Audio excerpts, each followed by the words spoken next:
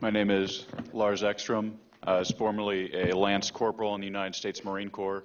My primary MOS was anti-tank assaultman, although I was special operations capable.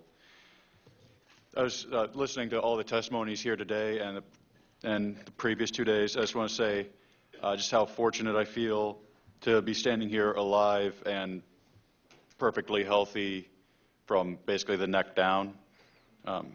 2 years ago, I would not have believed you if you told me that I'd be standing at D.C. protesting the war.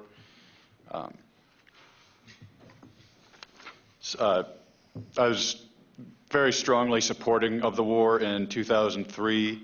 I even wore desert camis in my school photo, similar to Siad. At the time, I was vaguely aware that some people didn't believe the justification for the war was accurate. I just dismissed it because I thought Saddam was a bad guy and it'd be worth it to take him out of power.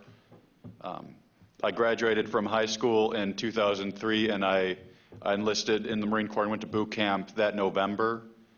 After graduating from boot camp and even School of Infantry, which is sort of a 2-month continuation of basic training, I felt poorly prepared for battle. Most of the training I received there is either one-dimensional, basically World War I style fighting where you're charging across an open field, shooting at targets in bunkers with no civilians, no up and down, just everything is in front of you. The other common training is where you're just patrolling through two-dimensional forest, which is regular estimate of Vietnam, either firing blanks or even just pointing your weapon at other Marines with their shirts turned inside out, going bang, bang.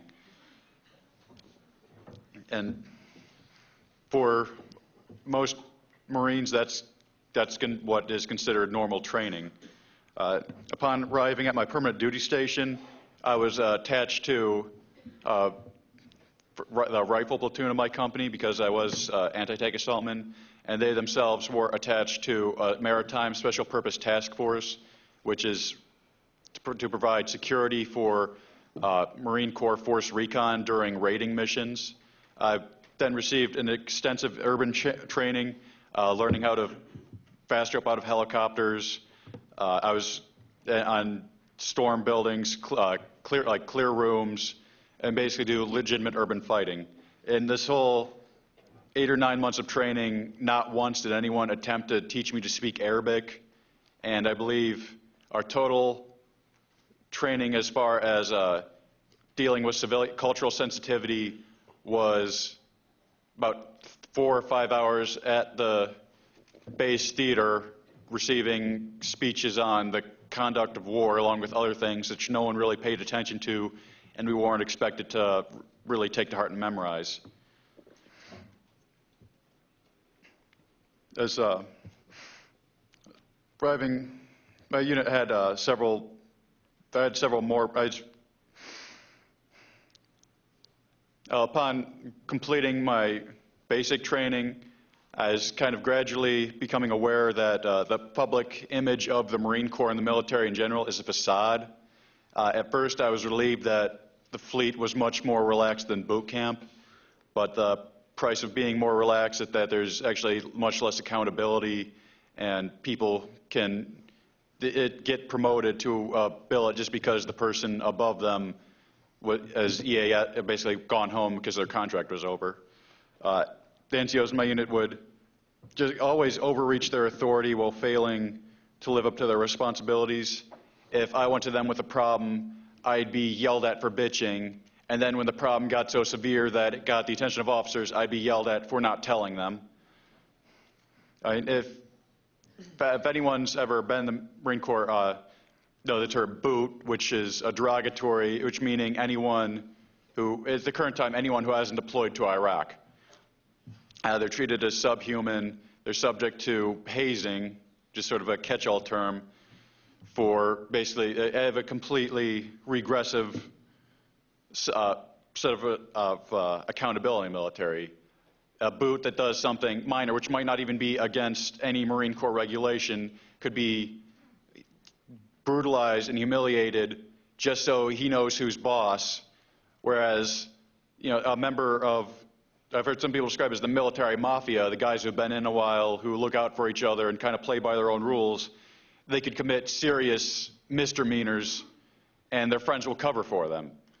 Just things so much, sometimes even court-martialable offenses, they don't get in trouble for, even though their friends know about it, because they keep it out of they don't let the brass know.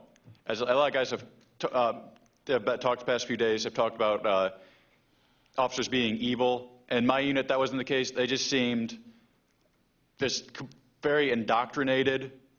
Like they didn't really know what was going on. They didn't really want to know because they kind of accepted that they were leaders of Marines and they had judgment, decisiveness, that they were benevolent. And there's a term that basically the officers do not run the military. The NCOs who actually execute their orders do. So whatever they choose to, orders they choose to follow, or simply to say that they follow and have their friends back them up is what actually gets done. There's a practice called taking it into the tree line, which is the literal meaning would be if someone is messing up at a rifle range, you take them into the woods where no one can see them, and you do some sort of physical punishment, either boot camp style intensive training, where you're just causing them to become physically exhausted, or possibly smacking them around. And it also can apply even in the rear, where you take someone into a room and do something, force them to do something unpleasant or humiliating.